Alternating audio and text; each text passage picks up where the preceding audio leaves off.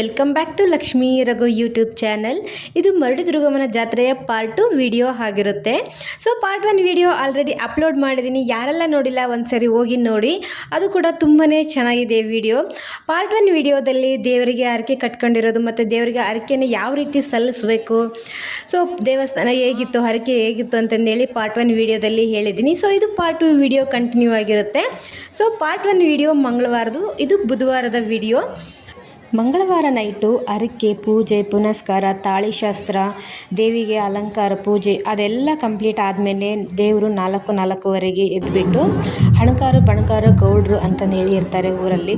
So ಅವ್ರ ಮನೆಗೂ ಹೋಗಿ ಅಲ್ಲಿ ಪೂಜೆ ಮಾಡಿಸ್ಕೊಂಡು ಬರ್ತಾಳೆ. ಇವಾಗ ಇಲ್ಲೇ ನಾವು ಬಂದಿದ್ದೀವಿ, ಯಾಕೆ ಬಂದಿದ್ದೀವಿ ಅಂತಂದೇಳಿ ನೋಡ್ತಾ ಇದ್ದೀರಾ.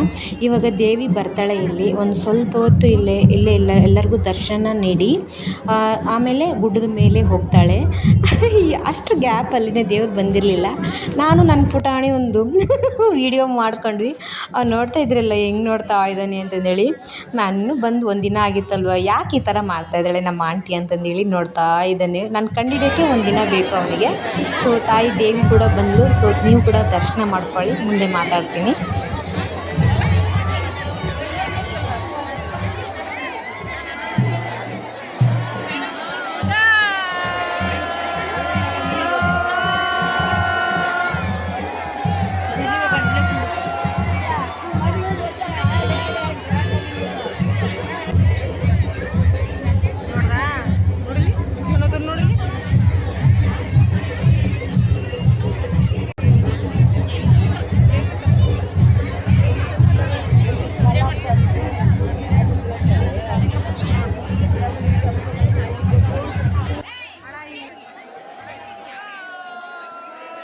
ಪಾರ್ಟ್ 2 ವಿಡಿಯೋದಲ್ಲಿ ನಾನು ಈ ಹಬ್ಬನ ಯಾಕೆ ಮಾಡ್ತಾರೆ, ಯಾವಾಗ ಮಾಡ್ತಾರೆ, ಈ ಹಬ್ಬ ಮಾಡೋದ್ರಿಂದ ಊರಿಗೆ ಯಾವ ರೀತಿ ಒಳ್ಳೆಯದಾಗುತ್ತೆ ಮತ್ತು ಹಬ್ಬನ ಯಾವ ರೀತಿ ಆಚರಣೆ ಮಾಡ್ತಾರೆ ಅಂತಂದೇಳಿ ಈ ವಿಡಿಯೋದಲ್ಲೆಲ್ಲ ಫುಲ್ ಹೇಳ್ತೀನಿ. ವಿಡಿಯೋನ ಕೊನೆವರೆಗೂ ನೋಡಿ.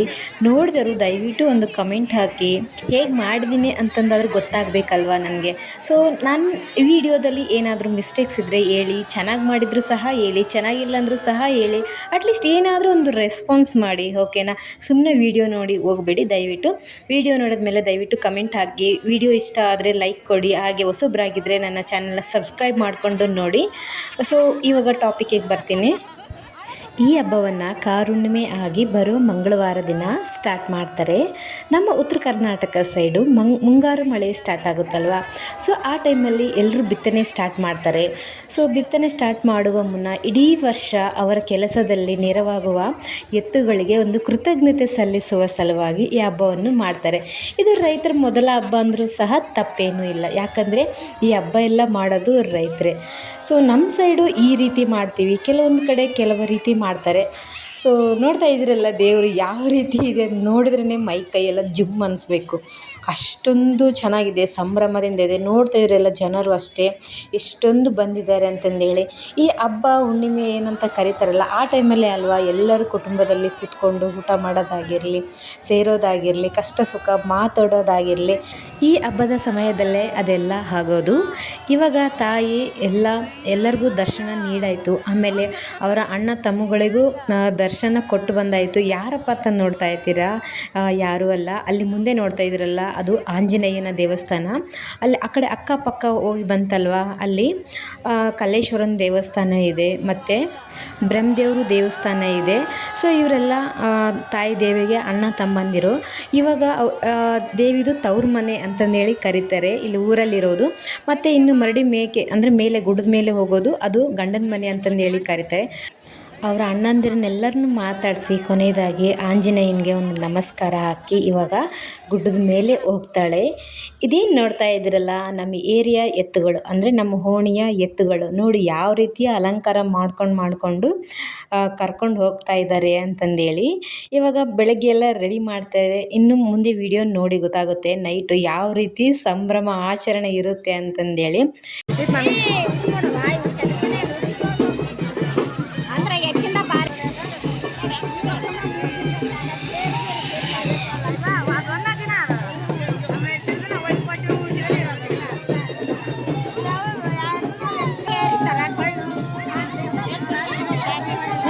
ಎಷ್ಟು ಚೆನ್ನಾಗಿ ರೆಡಿ ಆಗ ನೋಡು.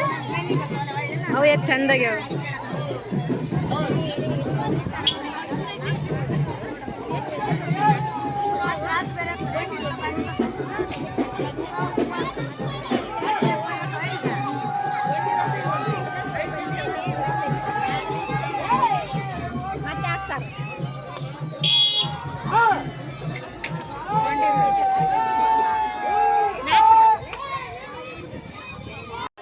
ಇದು ಮರಡಿದುರ್ಗಮ್ಮನ ದೇವಸ್ಥಾನ, ಗುಡ್ಡದ ಮೇಲೆ ಇರುವಂತಹ ಒಂದು ದೇವಸ್ಥಾನ. ಇದು ಸ್ಟಾರ್ಟಿಂಗ್ ಆರ್ಚ್.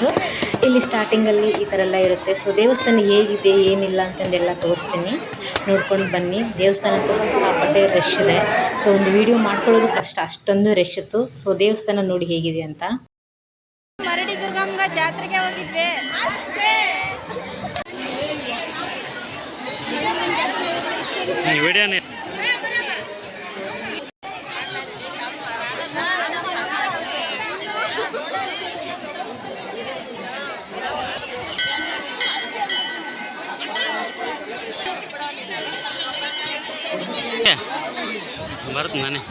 ನಾವು ಕೂಡ ದೇವಸ್ಥಾನದ ಒಳಗಡೆ ಹೋಗಿ ದರ್ಶನ ಮಾಡಿಕೊಂಡು ಬಂದ್ವಿ.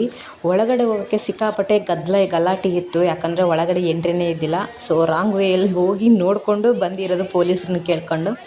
ಸೊ ಕ್ಯೂ ಹಚ್ಚಿ ಹೋಗಿದ್ರೆ ನಿಜವಾಗ್ಲೂ ಆಗ್ತಾ ಇರಲಿಲ್ಲ, ವೀಡಿಯೋನೂ ಮಾಡ್ಕೊಳಕ್ಕೆ ಆಗ್ತಾ ಇರಲಿಲ್ಲ. ಇವರೇನಿದ್ರಲ್ಲ ನನ್ನ 10th ಕ್ಲಾಸ್ಮೇಟ್ಸ್, ಹಾಗೆ ಒಂದು ಪುಟ್ಟದಾಗಿ ರೀಲ್ಸ್ ಮಾಡ್ಕೊಂಡ್ವಿ. ಆದರೆ ಸರಿಯಾಗಿ ಬರಲಿಲ್ಲ, ಫ್ಲಾಪ್ ಆಗೋಯ್ತು. ಪರವಾಗಿಲ್ಲ, ಇಟ್ಸ್ ಓಕೆ, ನೋ ಪ್ರಾಬ್ಲಮ್. ಅವರೆಲ್ಲ ನನ್ನ 10th ಕ್ಲಾಸ್ಮೇಟ್ಸು. 1ರಿಂದ 10ನೇ ಕ್ಲಾಸ್ವರೆಗೂ ಅವ್ರ ಜೊತೆಗೆ ಆಡಿದ್ದು, ಬೆಳೆದಿದ್ದು, ಓದಿದ್ದು ಸಮೇತ. ಸೊ ಇದೆಲ್ಲ ನಮ್ಮ ಫ್ಯಾಮಿಲಿ, ಅಕ್ಕ, ತಂಗಿ ಮತ್ತು ನಮ್ಮ ತಮ್ಮ ಅಂದರೆ ತಂಗಿ ಗಂಡ. ಸೊ ನಮ್ಮ ಹಸ್ಬೆಂಡ್ ಬಂದಿರಲಿಲ್ಲ, ಅವ್ರದ್ದು ಡ್ಯೂಟಿ ಇತ್ತು. ಸೊ ಹಾಗಾಗಿ ನಾವೇ ಹೋಗಿ ನಾವೇ ಬಂದಿದ್ವಿ ಈ ವರ್ಷ, ಮಿಸ್ ಅವರು. ನಾನು ಒಳಗೆ ಹೋಗಿ ಬಂದೆ ಕಲ್ದೆ.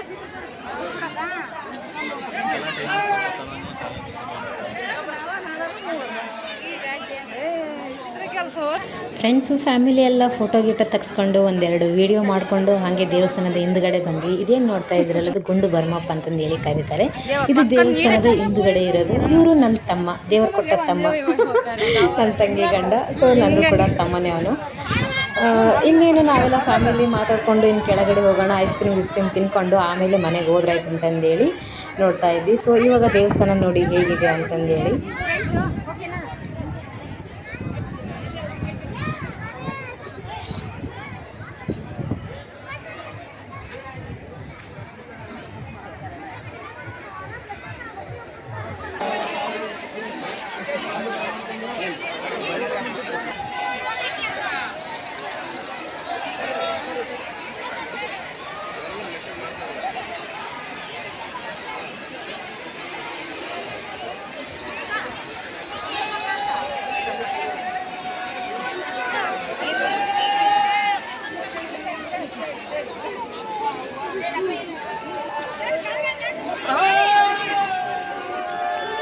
ದೇವಸ್ಥಾನದ ಮುಂಭಾಗ ಏನು ನೋಡಿದ್ರಲ್ವ, ಅದಿಷ್ಟು ಕ್ಯೂವೇ ನಿಂತಿರೋದು.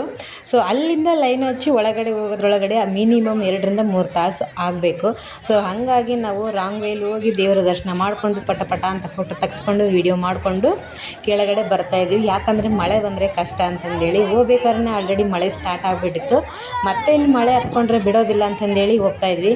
ಮಳೆ ಬಂದ್ರೇ ಒಳ್ಳೆಯದು, ಬರಬಾರ್ದು ಅಂತಂದೇನೂ ಇದ್ದಿಲ್ಲ. ಬಟ್ ಬಡ ಮಕ್ಕಳಿದ್ವಲ್ವ, ಸೊ ಹಾಗಾಗಿ ಬೇಗ ಮನೆಗೆ ಹೋದರೆ ಸೇರಿಕೊಂಡ್ರೆ ಒಳ್ಳೆಯದು ಅಂತಂದೇಳಿ ಅಷ್ಟೇ. ಈ ವರ್ಷ ಮಳೆ ಬೆಳೆ ಆಗಲಿ ಅಂತಲೇ ನನ್ನ ಮನಸ್ಸಲ್ಲಿರೋದು. ಸೊ ದೇವರಲ್ಲಿ ಕೋರಿಕೆ ಕೂಡ ಅದೇ ಇರೋದು. ನಾನು ಕೂಡ ಪುಟ್ಟದಾಗ ಒಂದು ವೀಡಿಯೋ ಮಾಡಿಕೊಂಡೆ ಪಟ ನನಗೆ. ಸೊ ಫ್ಯಾಮಿಲಿ ಎಲ್ಲ ಐಸ್ ಕ್ರೀಮ್ ತಿಂತಾಯಿದ್ರು. ನಾನು ಕೂಡ ಐಸ್ ಕ್ರೀಮ್ ತಿಂದು ಮುಗಿಸಿ ಆದಮೇಲೆ ವೀಡಿಯೋ ಮಾಡ್ಕೊಂಡಿದ್ದು. ಇಯರಿಂಗ್ಸ್ ನೋಡಿ ಎಷ್ಟು ಚೆನ್ನಾಗಿದ್ದಾವೆ ಅಲ್ವಾ.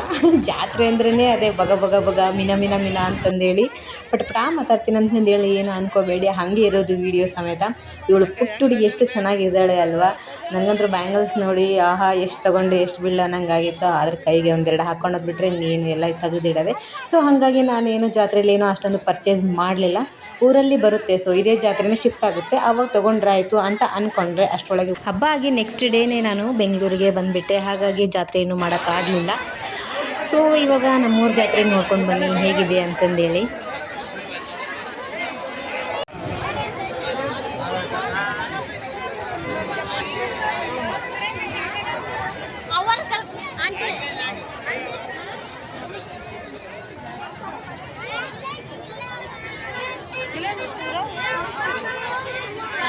ಏನು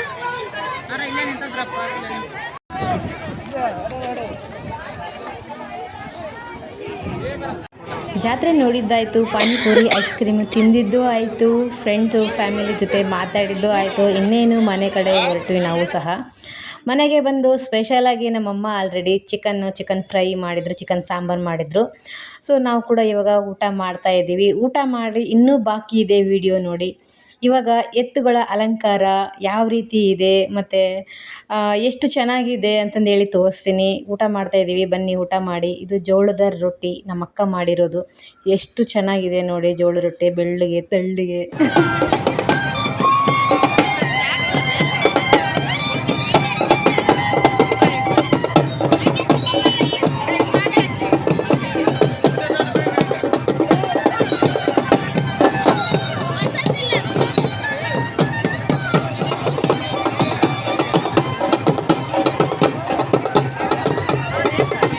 ಅಂಕಲ್ ಸಖತ್ತಾಗಿ ಡ್ಯಾನ್ಸ್ ಮಾಡಿದ್ರು ಅಲ್ವಾ?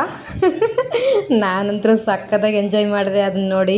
ಎತ್ತುಗಳಿಗೆ ನೋಡಿ ಯಾವ ರೀತಿ ಅಲಂಕಾರ ಮಾಡಿದ್ದಾರೆ ಅಂತಂದೇಳಿ, ಮಕ್ಕಳ ಥರನೇ ಕಾಣಿಸ್ತಾ ಇದ್ದಾವೆ ಎತ್ತುಗಳಿಗೆ. ಈ ಕಾರುಣ್ಣಿಮೆ ಅಂದ್ರೆ ಅದೇ ಸ್ಪೆಷಲ್ಲು. ಎತ್ತುಗಳಿಗೆ ಸ್ನಾನ ಮಾಡಿಸಿ ಅಲಂಕಾರ ಮಾಡಿಸಿ ಅವುಗಳಿಗೆ ಹೂವು, ಬಣ್ಣ, ರಿಬ್ಬನ್ನು ಮತ್ತು ಬಲೂನ್ಸು ಇವುಗಳಿಂದನೇ ಅವಕ್ಕೆ ಫುಲ್ಲು ಅಲಂಕಾರ ಮಾಡಿರ್ತಾರೆ. ಅವುಗಳಿಗೆ ದೃಷ್ಟಿ ಬೊಟ್ಟು ಸಮೇತ ಇಟ್ಟಿರ್ತಾರೆ ನೋಡಿ ಯಾವ ರೀತಿ ಇಟ್ಟಿದ್ದಾರೆ ಅಂತಂದೇಳಿ.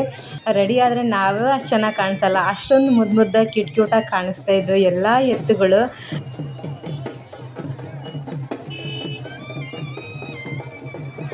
ಈ ಎತ್ತುಗಳ ಅಲಂಕಾರ ನೋಡೋದಕ್ಕೆ, ಮೆರವಣಿಗೆ ನೋಡೋದಕ್ಕೆ ಇಡೀ ಬಸ್ ಸ್ಟ್ಯಾಂಡೇ ಫುಲ್ಲಾಗಿ ಹೋಗ್ಬಿಟ್ಟಿತ್ತು. ಅಷ್ಟೊಂದು ಜನ ಇದ್ದರು. ಈ ಮೆರವಣಿಗೆನ ನೈಟೆಲ್ಲ ಮಾಡ್ತಾರೆ. ನೋಡೋಕ್ಕೆ ಅಂತೂ ಸಖತ್ತಾಗಿರುತ್ತೆ ಈ ಹಬ್ಬನ. ನನಗಂತೂ ಫೇವ್ರೆಟ್ ಹಬ್ಬ ಈ ಹಬ್ಬ. ನೋಡಿದ್ರಲ್ಲ ವಿಡಿಯೋ ಎಷ್ಟು ಚೆನ್ನಾಗಿದೆ ಅಂತಂದೇಳಿ. ದಯವಿಟ್ಟು ನಿಮ್ಮ ಅನಿಸಿಕೆ ಅಭಿಪ್ರಾಯನ ಕಮೆಂಟ್ ಮಾಡಿ. ವಿಡಿಯೋ ಇಷ್ಟ ಆದರೆ ಒಂದು ಜೋಡೆತ್ತಿಗೆ ಮಿನಿಮಮ್ ಎಷ್ಟು ಖರ್ಚಾಗಿರ್ಬೋದು ಗೊತ್ತಿದೆನಾ? 30,000-50,000 ಖರ್ಚಾಗಿದೆ ಅಂತಂದೇಳಿ ಹೇಳ್ತಾರೆ. ಬಟ್ ನಂಬೋಕೆ ಆಗೋದಿಲ್ಲ, ಅಷ್ಟೊಂದು ಖರ್ಚು ಮಾಡಿದ್ದಾರೆ ಅಂತಂದು ಹೇಳಿದ್ರೆ. ಅಲಂಕಾರ ನೋಡಿ, ನೀವೇ ನೋಡ್ತಾ ಇದ್ದೀರಲ್ಲ ಎಷ್ಟೊಂದು ಆಗಿದೆ ಅಂತಂದೇಳಿ. ಹೂಗಳು, ಬಲೂನ್ಸು, ಬಣ್ಣಗಳು, ಮತ್ತು ಅಲ್ಲಿ ಡ್ಯಾನ್ಸ್ ಮಾಡೋಕ್ಕೆ ಬಂದಿರ್ತಾರಲ್ಲ, ಸೊ ಅದನ್ನು ಕೂಡ ನಮ್ಮ ರೈತರೇ ಕಟ್ಕೊಡ್ತಾರೆ. ಅವರು ಖರ್ಚು ಮಾಡಬೇಕು ಅಂತ ನಿಂತರೆ ಯಾವುದಕ್ಕೂ ಮುಲಾಜೆ ನೋಡೋದಿಲ್ಲ, ಖರ್ಚು ಮಾಡೇ ಬಿಡ್ತಾರೆ. ಎಂಥ ಸಾಫ್ಟ್ವೇರ್ ಇಂಜಿನಿಯರ್ ಇದ್ರೂ ಆ ಥರ ಖರ್ಚು ಮಾಡಲ್ಲ. ನಮ್ಮ ರೈತರು ಆ ಥರ ಖರ್ಚು ಮಾಡ್ತಾರೆ ಹಬ್ಬ ಹರಿದಿನ ಅಂತಂದೇಳಿ ಬಂದರೆ. ಅದು ಈ ಎತ್ತುಗಳಿಗೆ ಅಂತಂದೇಳಿ ಬಂತಂದರೆ ಸ್ಪೆಷಲಾಗಿ ಹಿಂದೆ ಮುಂದೆ ನೋಡೋದೇ ಇಲ್ಲ. ಅದು ಎಷ್ಟೇ ಆಗಲಿ, 50 ಅಲ್ಲ, ಲಕ್ಷ ಆಗಲಿ ಖರ್ಚು ಮಾಡೋಣ ಬಿಡು ಅಂತಂದೇಳಿ ಮಾಡ್ತಾರೆ. ರೈತರ ಗೊತ್ತು, ಇಡೀ ದೇಶಕ್ಕೆ ಗೊತ್ತು ಅನ್ನೋ ಹಾಗೆ ಯಾವುದಕ್ಕೂ ಕಮ್ಮಿ ಇಲ್ಲ ನಮ್ಮ ರೈತರು. ಇಲ್ಲಿಗೆ ನಮ್ಮೂರ ಜಾತ್ರೆ ವ್ಲಾಗ್ ಎಂಡ್ ಮಾಡ್ತಾ ಇದ್ದೀನಿ. ಯಾರೆಲ್ಲ ವಿಡಿಯೋ ನೋಡಿದ್ದೀರಾ ಥ್ಯಾಂಕ್ ಯು ಸೋ ಮಚ್. ಹಾಗೆ ಸಬ್ಸ್ಕ್ರೈಬ್ ಮಾಡ್ಕೊಳ್ದೇ ನೋಡ್ತಾ ಇರೋರು ದಯವಿಟ್ಟು ಸಬ್ಸ್ಕ್ರೈಬ್ ಮಾಡ್ಕೊಳ್ಳಿ. ಇದೇ ರೀತಿ ಒಳ್ಳೊಳ್ಳೆ ವಿಡಿಯೋನ ನನ್ನ ಚಾನಲ್ನಲ್ಲಿ ಅಪ್ಲೋಡ್ ಮಾಡ್ತಾ ಇರ್ತೀನಿ. ಮತ್ತೆ ನೆಕ್ಸ್ಟ್ ಒಳ್ಳೆ ವಿಡಿಯೋದಲ್ಲಿ ಸಿಗ್ತೀನಿ. ಅಲ್ಲಿವರೆಗೂ ನಮಸ್ಕಾರ.